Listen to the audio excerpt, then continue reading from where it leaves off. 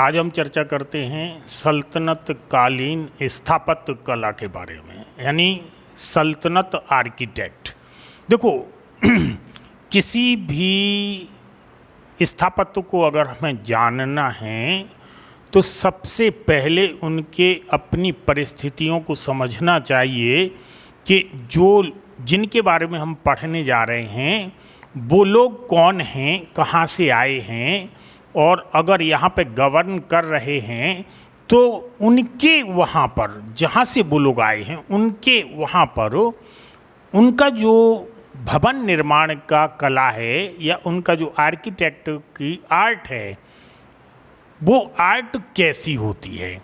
क्योंकि अगर वो लोग यहाँ पर आते हैं तो स्वाभाविक सी बात है कि यहाँ पर आने के बाद जब वो भवनों का निर्माण कराएंगे तो भवनों के निर्माण के क्रम में उनके जो कारीगर होंगे, भवन निर्माता, तो वो कारीगर उनके साथ आते हैं, बहुत सारे कलाकार उनके साथ आते हैं। तो जो लोग यहाँ पर आएंगे तो यहाँ की परिस्थितियों के हिसाब से जब वो भवनों का निर्माण करेंगे तो यहाँ की जो आर्ट है, यहाँ का जो स्थापत्य है और वहाँ का जो स्थापत्य है वो दोनों का सम्मिश्रण होना स्वाभाविक सी बात है। क्यों दोनों का सम्मिश्रण होगा? भारत के संदर्भ में अगर हम देखते हैं कि भारत के संदर्भ में भवनों का जो निर्माण होता है वो भौगोलिक स्थिति के आधार पर भवनों का निर्माण होता है, लेकिन कहीं ना कहीं अगर किसी दूसरे स्थान पर हम भवन का निर्माण करते हैं तो हमारे जो भवन निर्माता कलाकार हैं, कहीं ना कहीं जहाँ के वो कलाकार होते हैं भवन निर्माता, उनकी अपनी छाप वहाँ पर छूट जाती है। जैसे मैं एक एग्जाम्पल देता हूँ, अगर आप पठारी क्षेत्र पे भवन का निर्माण करते हो यानी मकान का निर्माण करते हो तो पठारी क्षेत्र पे जो मकान बनते हैं वो मकान आम तौर पे थोड़ी सी ऊंचाई पे बनाए जाते हैं। ऊंचाई पे जो मकान बनाए जाते हैं उनकी दीवारें स्ट्रेट फॉरवर्ड होती हैं, खड़ी होती हैं। उनका जो बेस होता है, पठारी क्षेत्र के मकानों का जो बेस होता है वो आम तौर पे कम गहराई वाला बेस होता है और उसमें जो है ना बीम की ज़रूरत नहीं पड़ती है, क्योंकि नीचे पठारी क्षेत्र होने के कारण पत्थर कंकड़ वगैरह बहुत ज़्यादा होते हैं तो ज़मीन के धसकने की गुंजाइश कम होती है। और जब हम दीवारें खड़ा करके छत का निर्माण करते हैं तो हम फ्लैट छत बनाते हैं, उसका एकदम ऐसा छत बनाते हैं। ऐसा फ्लैट छत इसलिए बनाते हैं कि बरसात के समय का जो पानी आएगा और उस पर गिरेगा, क्योंकि कम वर्षा का क्षेत्र होता है पठारी क्षेत्र, अक्सर कम वर्षा का क्षेत्र होता है, तो जब उसका पानी गिरेगा तो एक नल के द्वारा उसका पानी जो है ना नीचे ले जाया जा सके।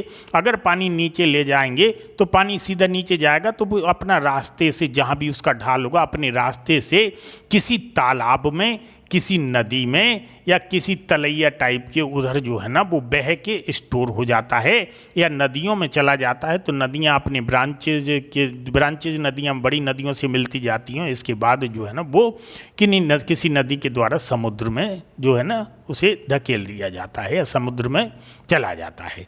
ये तो हुआ पठारी क्षेत्र का।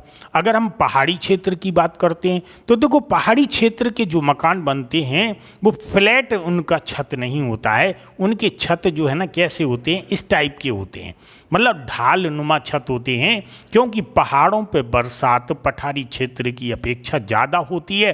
कभी कभी बादल फट जाते हैं, अगर हम फ्लैट छत को रखेंगे उसमें पानी स्टोर हो जाएगा, क्योंकि छत होगा तो उसका कवर होगा, मतलब उसके चारों तरफ बाउंड्री होगी, कवर होगा छत के ऊपर है, तो छत के ऊपर कवर होगा तो इतना ज़्यादा पानी होगा तो उसका निकास छोटा पड़ जाएगा और उस पर भर जाएगा तो बाउंड्री टूट जाएगी, छत पे वजन पड़ सकता है, छत टूट सकता है।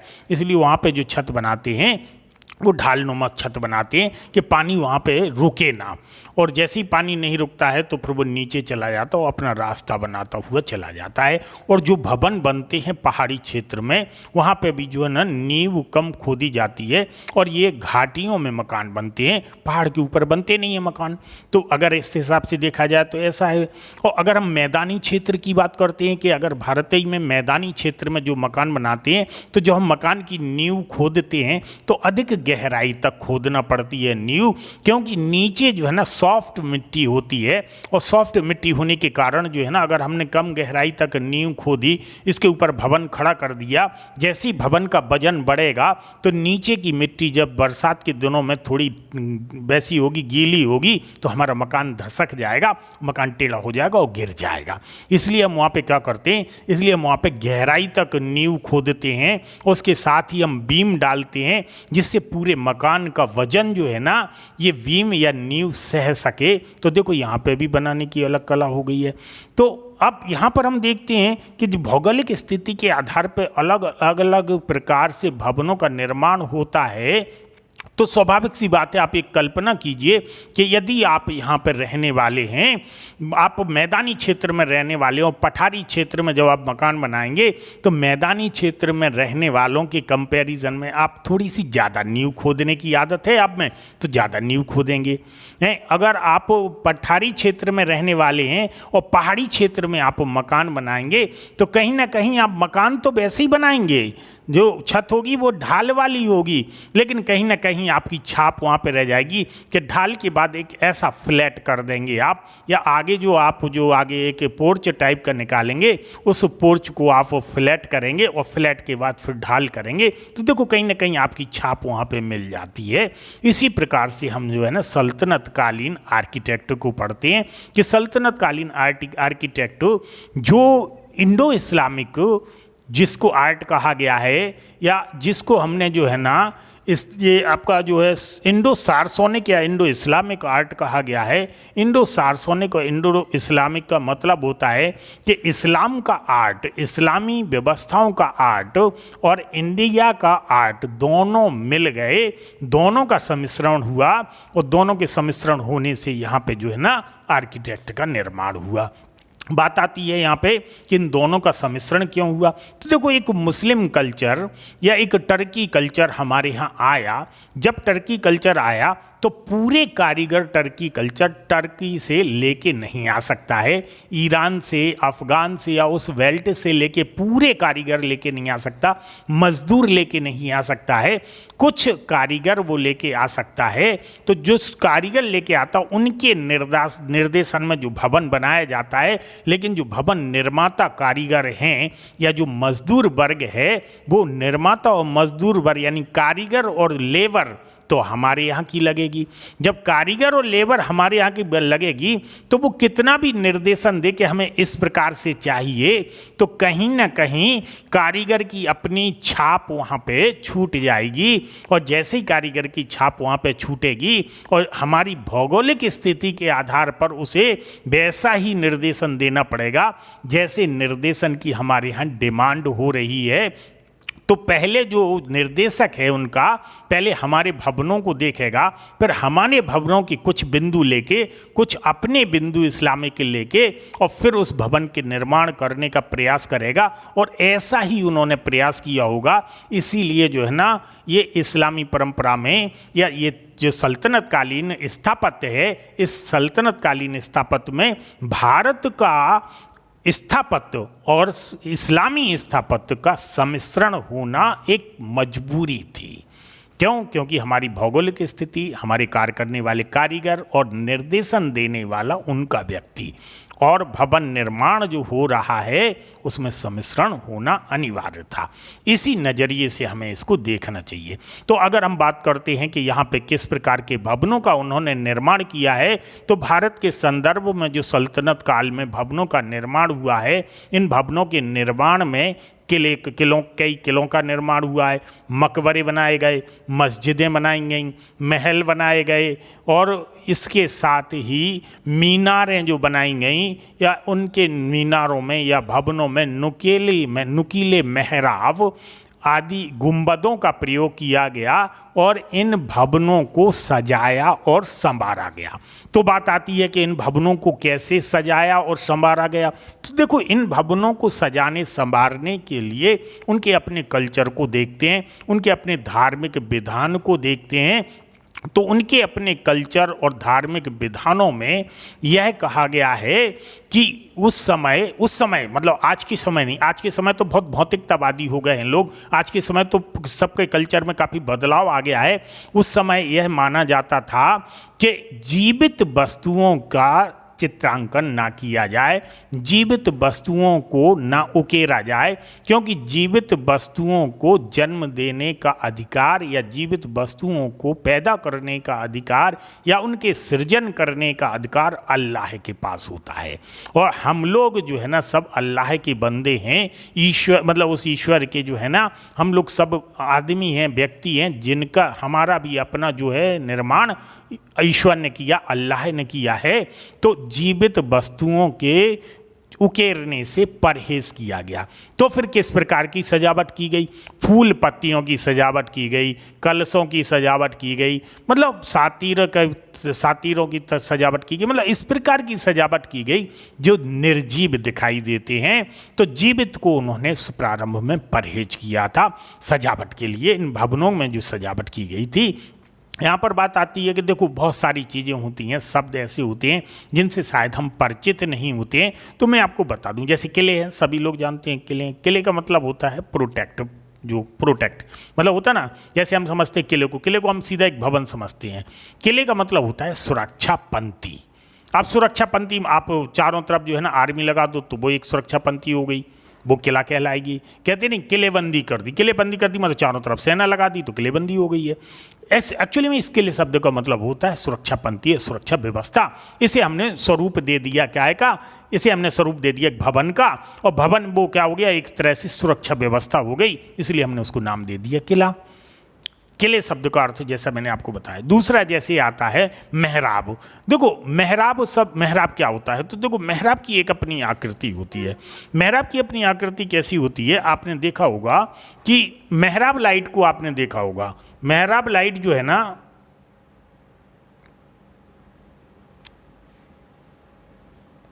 ये इस प्रकार की बनी होती थी या इस प्रकार की बनी होती थी, या आपने देखा होगा शादी विवाह में, आपने देखा होगा शादी विवाह के समय दूल्हा जब बैठता है जिस रथ पे या जिस जो उसका वाहन होता है दूल्हे के बैठने का, दूल्हे के पीछे देखना बहुत सारी लाइटें चमकती रहती हैं। जो लाइटें चमकती रहती हैं, जो लाइटों की आकार होता है ऐसा, और इसके बाद ऐसे ऐसे पिलर होते हैं, ऐसे आकार होते हैं, इस प्रकार से आकार बढ़ते चले जाते, ऐसे ऐसे आकार बढ़ते चले जाते हैं।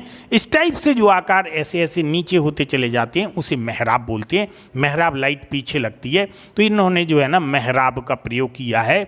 और इन्होंने जो है ना मीनारों का प्रयोग किया। मीनार का मतलब होता है ऐसे पिलर। आपने देखा होगा मस्जिदों में, मस्जिदों के चारों कोनों पे 4 मीनारें लगी रहती हैं। मस्जिद के दरवाजे पे आप देखना मेहराब की ऐसी आकृति होती है। हमारे अपने घरों में भी हमने इस आर्ट को ले लिया है। पुराने ज़माने के अगर आप घर देखते हो अपने, तो आपके पुराने ज़माने के घरों में जो मुख्य दरवाज़ा होता है, मुख्य दरवाजे में आपको ऐसी मेहराब नुमा संरचना दिखाई दे सकती है। ऐसा नहीं कह सकते कि अब ये पूरी तरफ से इस्लामी तंत्र था। मैंने कहा कि कुछ बिंदु हमने लिए हैं, कुछ बिंदु हमारे उन्होंने लिए हैं। ये मिश्रण है कला का। हमारे मकान जो पुराने हैं वो मस्जिद या उनके महलों की तरह नहीं है। हमारे अपने आकृति जो चलती थी, हमारे अपने आकृति ऐसी चौकोर आकृतियाँ चलती थी, उन चौकोर में घुमाव आ गया और उनकी आकृति जो है ना हमारी ओर आ गई, उनका कल्चर हमारी ओर आ गया, आर्किटेक्ट, और हमारा कल्चर थोड़ा सा उनकी ओर चला गया और एक मध्यम प्रवृत्ति उभर के सामने आई थी। तो ये तो आपका हो गया क्या, ये आपका हो गया जो आपका वो मतलब जो पिलर हैं, ये पिलर के बारे में मैंने आपको बताया। एक आता है ट्रैविएट। ट्रैविएट का मतलब होता है सहतीर। सहतीर बोलते हैं। देखो आपने देखा होगा पुराने ज़माने में, आज भी नए ज़माने में भी जो है ना भवन बनते हैं, तो जो भवन बनते हैं उसको हम बीम लगाते हैं, छत डालते ना तो बीम लगाते हैं। बीम लगाते हैं तो इस बीम जो जिस पे छत रखा रहता है, या हमारे पुराने जो मकान बनते थे, पट्टियों के मकान बनते थे, तो उस पर करी लगाई जाती थी। करी मतलब लकड़ी का एक ऐसी करी लगा दी जाती है, एक ऐसी, फिर इसके बाद उस पर क्या पट्टिए रख दिए जाते थे, उसके ऊपर मिट्टी रख दी जाती थी, मिट्टी का लेप कर दिया जाता था। वो हमारे कच्चे मकान होते थे, बहुत ठंडे होते थे, वो गर्मियों में ठंडे रहते थे, सर्दियों में गर्म रहते थे। क्यों? क्योंकि वो मतलब ऊष्मा प्रतिरोधी के रूप में काम करते थे, तो अंदर की जो है ना ऊष्मा अंदर बनाए रखते थे। तो यहाँ पे हम क्या देखते हैं कि जो ये ट्राविएट आया है, जो ये ट्राविएट यानी सहतीर आया है, तो उन्होंने सहतीरों का प्रयोग किया। तो सहतीरों का प्रयोग हम भी करते थे करी के रूप में, प्रारंभिक चरण से करते हैं। हमारे तो बहुत पुराने प्राचीन काल में ही हमारे भवनों का ऐसे निर्माण हुआ है। बस उसके लिए थोड़ा सा एक अलग व्यवस्था हुई है, बस हमारे उसमें थोड़ा सा अंतर दिखाई देता है। थोड़ा सा अंतर क्या दिखाई देता है कि हमारे जो सहतीर बनते थे वो सहतीर एक निश्चित एंगल से बनते थे और उनके सहतीर उनका सपोर्ट के लिए बनते थे। दोनों में अंतर है।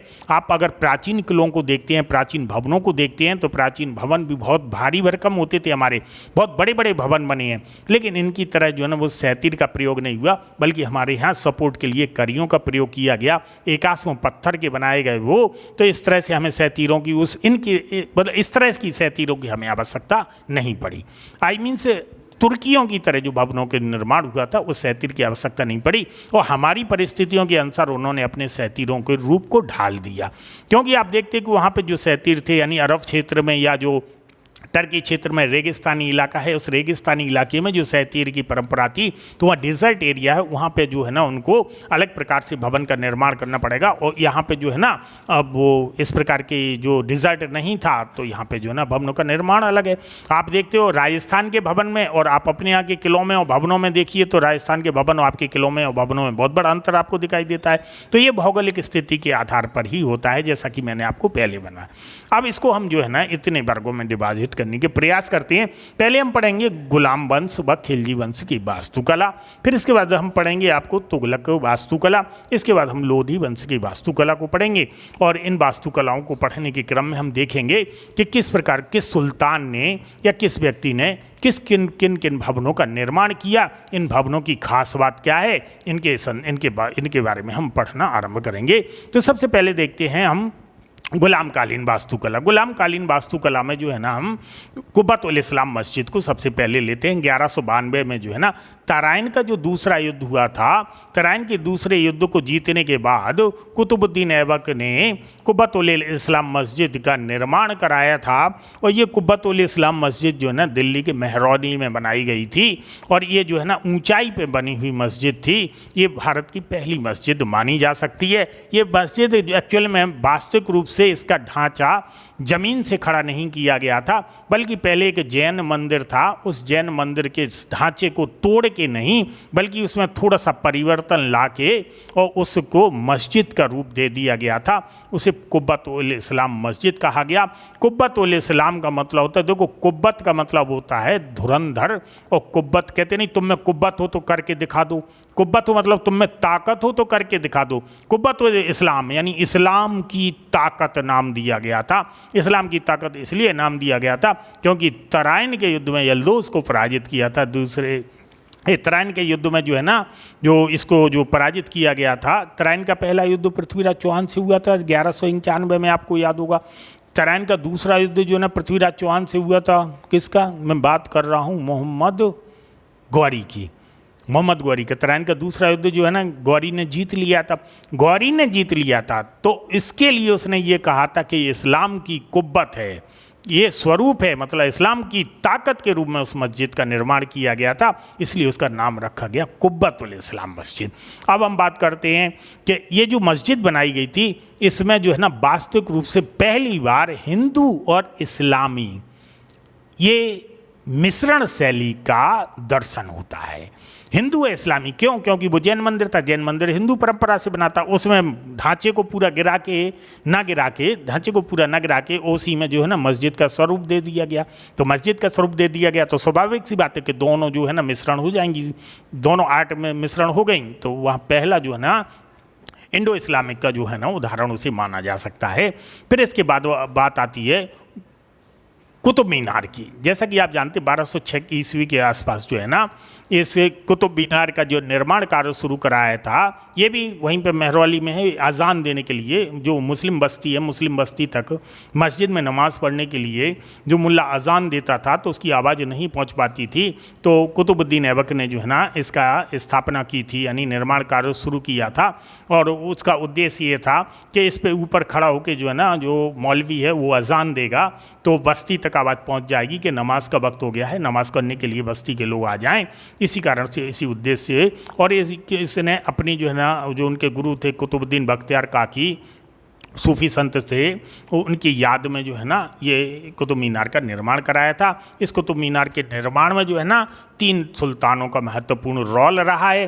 कुतुबुद्दीन ऐबक ने इसकी स्थापना शुरू की थी, यानी निर्माण कार्य शुरू किया था, और इसके बाद जो है ना इल्तुतमिश ने जो है ना इसकी 2 मंजिलें और बनवाई थी, यानी 3 मंजिला इमारत हो गई थी। पहली मंजिल कुतुबुद्दीन ऐबक ने बनवाई थी, 2 मंजिलें जो है ना इल्तुतमिश ने बनवाई थी, तो 3 मंजिला इमारत हो गई थी। फिर इसके बाद जो है ना ये 3 मंजिला इमारत बनी रही। इसके अंदर से जाने का रास्ता है ऊपर, तो फिर बिजली गिर गई इस पर, और बिजली से ऊपर की मंजिल इसकी टूट गई थी। तो ऊपर की मंजिल का पुनर्निर्माण और 2 मंजिलें उसकी और ऊपर फिरोज तुगलक ने बनवाई। वर्तमान में ये 5 मंजिला इमारत है। इस इमारत का जो निचला बेसमेंट है वो 15 मीटर का है, और ऊपर का जो उसकी जो पीक है वो जो है ना 3 मीटर की है। अब यहाँ पे हम देखते हैं जो नेक्स्ट मस्जिद का जो निर्माण हुआ था कुतुबुद्दीन ऐबक के द्वारा, वो 2.5 दिन का झोपड़ा था जो अजमेर में बनवाया गया। अजमेर में बनवाया गया, तो ऐसा माना जाता है कि ये भी जो है ये दूसरी मस्जिद कही जाती है भारत की। तो 2.5 दिन का झोपड़े को कुछ लोग बताते हैं कि ये 2.5 दिन में इसका निर्माण हुआ था। एक्चुअल में इसके साथ भी ऐसे ही हुआ था। पहले ये सरस्वती मंदिर था शायद, ऐसा कहा जाता है। कुछ लोग कहते हैं कि ये बौद्ध मठ था, और बौद्ध मठ को तोड़ के जो है ना इसे जो है ना ये पहले संस्कृत कॉलेज था, फिर बौद्ध मठ हुआ। बौद्ध मठ को उसी में थोड़ा सा मतलब थोड़ा सा जो चेंजमेंट करके और 2.5 दिन का झोपड़ा नामक अजमेर में ये मस्जिद बनवाई गई थी। यहाँ से जो हमें कुछ सबूत मिलते हैं। सबूत क्या मिलता है कि जो बीसल देव यानी विग्रह राज चतुर्थ जो थे वो सरस्वती के पुजारी थे एक तरह से, और विद्वान व्यक्ति था। हरिकेली नामक नाटक लिखा है बीसल देव ने, यानी विग्रह राज चतुर्थ ने ये जो हरिकेली नाटक लिखा। हरिकेली नाटक में जो सरस्वती के लिए जो उन्होंने मंत्र लिखे थे, या सरस्वती के लिए जो दोहा चौपाई जैसी चीज़ें यानी काव्य रचना की थी, तो इसकी जो हरिकेली की जो है ना वहाँ पे कुछ पंक्तियाँ उकेरी गई हैं, वो अभी भी लिखी मिल जाती हैं। तो जिससे पता लगता है कि कहीं ना कहीं पहले से भवन बना था और इसके बाद इसका जो है ना चेंजमेंट किया गया। वहीं पर दूसरा जो सोमदेव थे, उन्होंने ललित विग्रह राज इन्हीं पे लिखी थी, विग्रह राज चतुर्थ पे।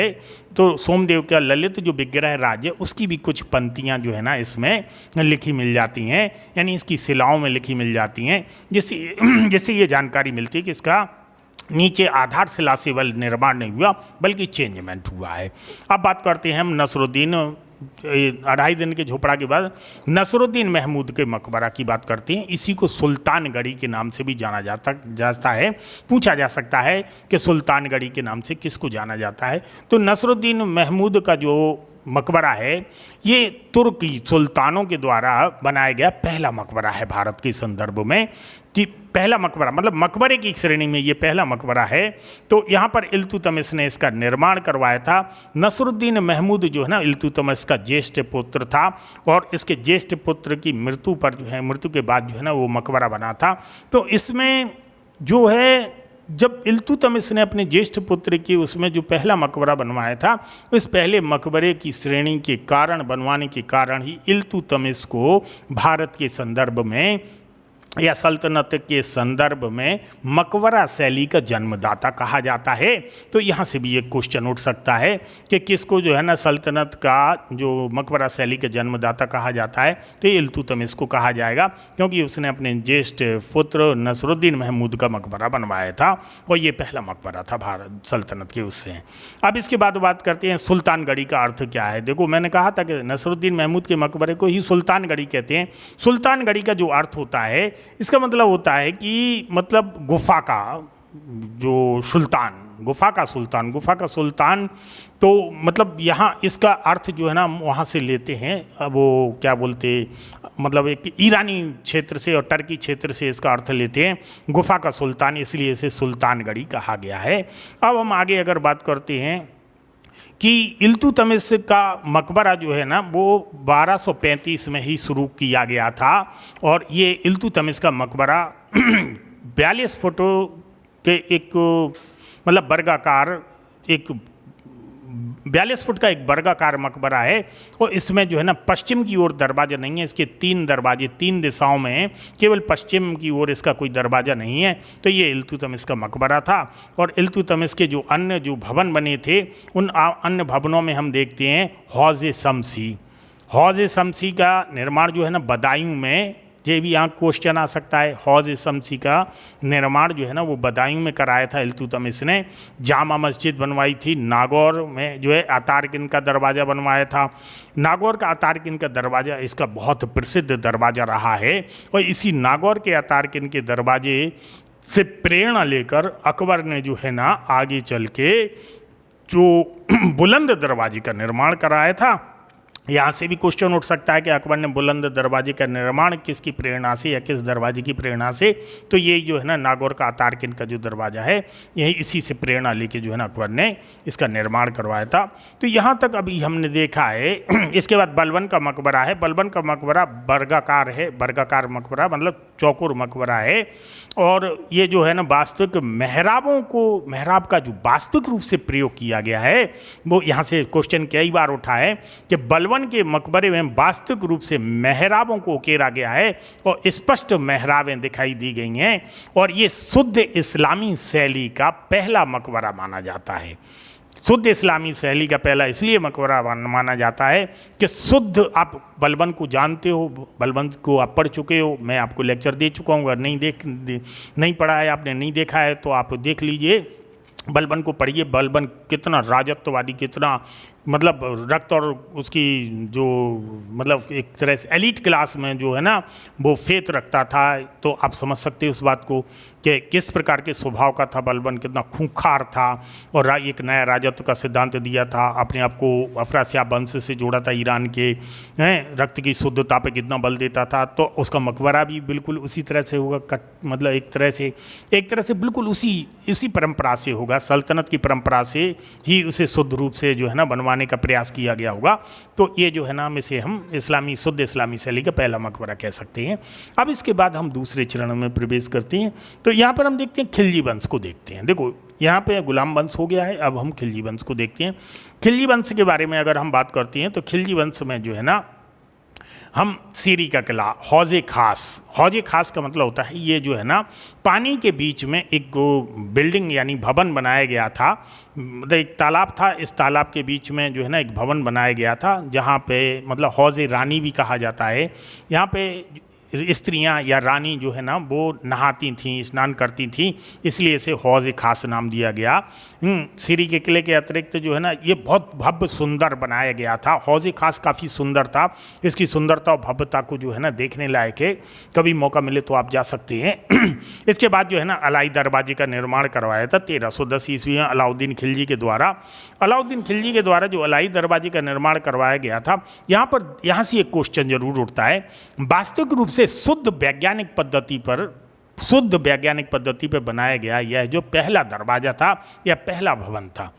इसके बाद जमात खां की मस्जिद और निजामुद्दीन औलिया के निकट एक मस्जिद का निर्माण कराया गया था। तो आप देखते हैं कि मतलब अलाउद्दीन खिलजी ने कई भवनों का निर्माण कराया, लेकिन अलाउद्दीन खिलजी का मूल उद्देश्य, देखो पैसा भी उसके पास बहुत था, उसका मूल उद्देश्य था अधिक से अधिक विजय हासिल करना, अधिक से अधिक धन कमाना, अधिक से अधिक अपनी सहन शक्ति को मजबूत रखना है। उसका जो है ना ऐसा नहीं है। और खिलजी वंश में और लोगों की अपेक्षा जो है ना आपके जो अलाउद्दीन खिलजी ने जो है ना काफ़ी भवनों का निर्माण कराया। इन्हीं के साथ जो है ना ये हम देखते हैं। अगला हम तुगलक वंश के बारे में बात करते हैं। अब तुगलक वास्तुकला में और आपकी खिलजी या गुलाम वास्तुकला में क्या है। देखो गुलाम वास्तुकला में आप देखते, गुलाम वास्तुकला में जो भवनों का निर्माण तो हुआ है, बहुत बड़े भवन नहीं बने होंगे क्योंकि पैसा बहुत ज़्यादा नहीं है, अभी इस्टेब्लिश्ड हो रहे हैं। बहुत भारी भरकम भवन नहीं बने होंगे और भवनों की सजावट पे बहुत अधिक खर्च नहीं किया गया होगा क्योंकि पैसा कम है। अलाउद्दीन खिलजी के समय जो है ना भारी भवन बने होंगे, उससे बड़े भवन बने होंगे और पैसा भी अधिक खर्च किया गया होगा, सजावट भी अच्छी की गई होगी। क्योंकि उसके पास पैसा था।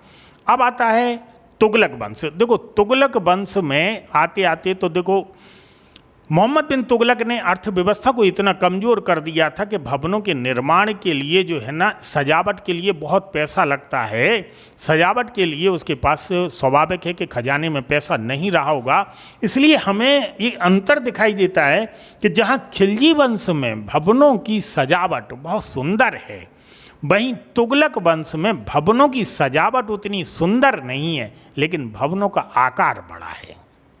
भवनों का आकार काफ़ी बड़ा है, लेकिन सुंदरता और भव्यता इतनी अच्छी नहीं है जितना खिलजी में दिखती है। तो यहाँ पर हम देखते हैं कि तुगलक का विशाल तो भवन है, लेकिन सादगी के भवन है, सादगी वाले भवन है, सादा भवन है। यहाँ पर हम देखते हैं कि तुगलकाबाद में गयासुद्दीन तुगलक का जो मकबरा, जो गयासुद्दीन तुगलक ने एक तुगलकाबाद नामक नगर बसाया था, 56 कोट भी कहा जाता है इसे। एक किला था तुगलकाबाद, आपने देखा होगा, वर्तमान में भी ये स्टेशन, रेलवे स्टेशन है तुगलकाबाद में, उसी की बात कर रहा हूँ। इसे 56 कोट के नाम से जाना जाता था। इसकी जो दीवारें बनाई गई थी, उसकी दीवारें पिरामिड के आकार की अंदर की ओर झुकी हुई दीवारें थीं। जैसे पिरामिड होता है ना मिस्र का, ऐसे अंदर की ओर झुकी हुई दीवारें थीं। और जब अंदर की ओर झुकी हुई दीवारें होंगी तो स्वाभाविक सी बात है कि यहाँ पर जो है ना लाल बलुआ पत्थर का प्रयोग किया गया था। यहाँ पर जो है ना एक खास बात आपको देखने को मिलेगी, जैसे ये दीवारें अंदर की ओर झुकेंगी तो सूर्य के प्रकाश की जो किरण पड़ेगी, वो सूर्य के प्रकाश की किरण परपेंडिकुलर पड़ेगी। और जब परपेंडिकुलर सूर्य के प्रकाश की किरण पड़ेगी तो इस भवन की दीवार में चमक पैदा हो जाएगी। कुछ लोग तो ये कहते हैं, जैसे इब्न बतूता ने कहा है कि जब सूर्य की किरण से ये चमकता था, जब इसकी दीवारें या ये किला चमकता था, तो ऐसे लगता था जैसे इसकी दीवारें सोने की हों। कुछ लोगों ने तो यहाँ तक मान लिया, जब उन्होंने दूर से इसे देखा तो उन्होंने यहाँ तक कह दिया अपनी लेखनी में, कुछ यात्रा वृत्तांतों में, कि हम जब देखे तुगलकाबाद को तो हमने देखा कि वो तुगलकाबाद नगर की दीवारें जो है ना वो सोने की बनी हुई थी। आप समझ सकते हैं ये क्यों, क्योंकि जब ऐसे तिरछी बनेंगी तो परपेंडिकुलर जो किरण पड़ेगी तो स्वाभाविक सी बात है कि उसमें जो है ना सोने जैसी, लाल बलुआ पत्थर है और सूरज की लाल किरण आना है तो सोने जैसी चमकती हुई दिखाई देगी। तो यहाँ पर हम देखते हैं, ये तो था आपका तुगलकाबाद का, जो गयासुद्दीन तुगलक ने इसका निर्माण किया था। इसके बाद जो है ना ये काफ़ी बड़ा किला है और काफ़ी भव्य किला है। भव्य से मतलब है कि यहाँ पे जो है ना एक प्राकृतिक भव्यता हो गई है, इसको आप ऐसे मानिए कि प्राकृतिक भव्यता हो गई है। फिर गयासुद्दीन तुगलक का मकबरा जो है ना, ये उसके जो बेटे हैं मोहम्मद बिन तुगलक ने इसका मकबरा बनवाया था। एक कृत्रिम झील बनवाई गई थी, उस कृत्रिम झील के अंदर एक चौकोर चबूतरा बनवाया गया और उस चौकोर चबूतरे पर जो है ना ये मकबरा का निर्माण हुआ था। और ये हिंदू शैली का जो है ना, ये हिंदू शैली के ऊपर जो है ना, मतलब इस मकबरे के ऊपर, डोम के ऊपर जो है ना हिंदू शैली का प्रयोग किया गया। और इस मकबरे की जो है ना ऊंचाई 81 फीट के आसपास है और इसके के ऊपर कलश का यूज़ किया गया था। देखो कलश का यूज़ अभी तक यहाँ पे नहीं हुआ था, लेकिन इसमें जो है ना कलश का यूज़ किया गया था। डोम था, डोम के बाद आमलक था यानी प्लेटफॉर्म था, फिर उसके ऊपर एक कलश रखा गया था। तो इस प्रकार का जो है ना, मतलब ऊपर की ओर जो है ना इसमें हिंदू शैली का ज़्यादा प्रभाव दिखता है। इसके बाद मोहम्मद बिन तुगलक ने जो है ना आदिलाबाद का किला बनवाया और जहाँपनाह नगर बनवाया, सतपल्लाह नगर बनवाया यानी सतपल्लाह बनवाया। और इसके बाद शेख निज़ामुद्दीन औलिया की जो है ना दरगाह का इसने निर्माण कराया था। और एक 12 खंबा, आपने नाम सुना होगा, दिल्ली में जगह का नाम है 12 खंबा। 12 खंबा का इसने निर्माण करवाया था। और ये 12 खंबा जो ये भवन है, ये एक्चुअली में सामंतों का निवास था। जो सामंत फ्यूडर जो थे, फ्यूडर जब आते थे तो यहाँ पे सामंत लोग रहते थे, इसलिए इसे नाम दिया गया 12 खंबा। 12 पिलर लगे होंगे वहाँ पे, तो इस प्रकार से एक बहुत बड़ा भवन है। तो ये 12 खंबा का निर्माण मोहम्मद बिन तुगलक ने करवाया था। और यहाँ पे सामंत रहते थे। यहाँ से भी क्वेश्चन उठ सकता है कि 12 खंबे का यूज़ किस लिए किया जाता था, तो सामंतों का निवास था। इसके बाद आता है फिरोज तुगलक। फिरोज तुगलक ने बहुत सारे निर्माण कार्य करवाए। फिरोज तुगलक ने कोटला फिरोज शाह, कोटला फिरोज शाह आज भी बसा हुआ है दिल्ली में, यानी इसे 5वीं दिल्ली कहते हैं। ये जो 5वीं दिल्ली फिरोज, कई बार क्वेश्चन पूछा गया है 5वीं दिल्ली क्या है। कोटला फिरोज शाह 5वीं दिल्ली है जो फिरोज तुगलक ने बसाई थी। फिरोज तुगलक स्थापत्य प्रेमी था। अनेक नगरों का निर्माण किया, अनेक महलों का निर्माण किया, अनेक पाठशालाओं का निर्माण किया, कई मस्जिदों का निर्माण किया, अस्पतालों का निर्माण किया, मकबरों का निर्माण किया, स्नानागृह बनवाए इसने, कुस्क ए शिकार नामक एक भवन बनवाया था इसने शिकार करने के लिए, जहाँ से बैठ के शिकार किया जाता था, उसे कुस्क ए शिकार नाम दिया गया। और फिरोज़ तुगलक के तो आप जानते ही हैं, जैसे कि मैंने आपको फिरोज़ तुगलक के बारे में जब बताया था तो उसके भवनों के बारे में मैंने आपको बताया था, मैंने मतलब दारुल सफ़ा के बारे में बताया था, और जो मदरसे का उसका निर्माण करवाया था उसमें भी मैंने बताया था, तो पिछले लेक्चर से आप इसे देख सकते हैं। और फिरोज़ तुगलक का जो मकबरा है ये एक वर्गाकार इमारत में है, यानी वर्ग के आकार की एक इमारत है जो अष्टकोणीय गुंबद है, जिसके मतलब 8 कोणों से ऐसे गुंबद जाता है। इसमें बहुत अच्छी सजावट की गई है। तो फिरोज़ तुगलक की जो मकबरा है उसमें सजावट काफ़ी अच्छी दिखती है। इसके अलावा भी जो फिरोज़ तुगलक का एक मंत्री था, प्रधानमंत्री बोल सकते हैं, खाने जहाँ तेलंगानी, खाने जहाँ तेलंगानी ने फिरोज़ तुगलक के समय काली मस्जिद, कला मस्जिद, बेगमपुरी मस्जिदों का निर्माण कराया था। और खुद खान ए जहाँ तेलंगानी की मृत्यु के बाद खान ए जहाँ तेलंगानी के बेटे खान ए जूना शाह तेलंगानी, यानी इसी का बेटा था खान ए जूना शाह तेलंगानी, इसने अपने पिता खान जहाँ तेलंगानी की जो है ना मकबरे का निर्माण कराया था। यानी खान जहाँ तेलंगानी के मकबरे का निर्माण, और ये खान जहाँ तेलंगानी का मकबरा बहुत प्रसिद्ध मकबरा है, ये अष्टभुजाकार है। अब इस मकबरे की जो खान जहाँ तेलंगानी का मकबरा है, इस मकबरे की तुलना जो है ना जेरूसलम के उमर की मस्जिद से की जाती है। जेरूसलम की उमर की मस्जिद बहुत शानदार मस्जिद बनी हुई है, उसी की तरह जो है ना इसका निर्माण हुआ है। तो यहाँ तक जो है ना हम आपको देखते हैं ये तुगलक वंश परंपरा की जो है ना स्थापत्य थे। और इसके बाद हम बात करते हैं लोधी स्थापत्य के बारे में। लोधियों को बहुत कम अवसर मिला है। सिकंदर लोधी थोड़ा सा ठीक ठाक शासन किया है, बाकी तो लोधी जो है ना अपने स्ट्रगल ही करते रहे हैं। तो लोधी में हम देखते हैं बहलोल लोधी का मकबरा, ये 1418 में बना था और सिकंदर लोधी ने इसे बनवाया था। 5 गुंबदों का ये 5 गुंबद वाला एक मकबरा था। इसके बीच का गुंबद जो है ना वो बड़ा गुंबद है, और इसके जो चारों ओर जो है ना 4 छोटे गुंबद हैं। तो ये 5 गुंबद वाला मकबरा था। इसके बाद सिकंदर लोधी का मकबरा आता है, जिसका निर्माण इब्राहिम लोधी ने करवाया था। ये खास बात है, इब्राहिम लोधी ने जो सिकंदर लोधी के मकबरे का निर्माण करवाया था, इसमें डबल डोम है, दोहरा गुंबद है, मतलब गुंबद है उसके ऊपर फिर गुंबद है। दूर से आप देखोगे तो बहुत ऊंचा गुंबद लगेगा, जब उसके अंदर जाओगे तो बहुत नीचा लगेगा, तब आपको पता लग जाएगा कि ये डबल डोम है, दोहरा गुंबद था। और उद्यान के बीच में, मतलब गार्डन के बीच में मकबरा बनाया था।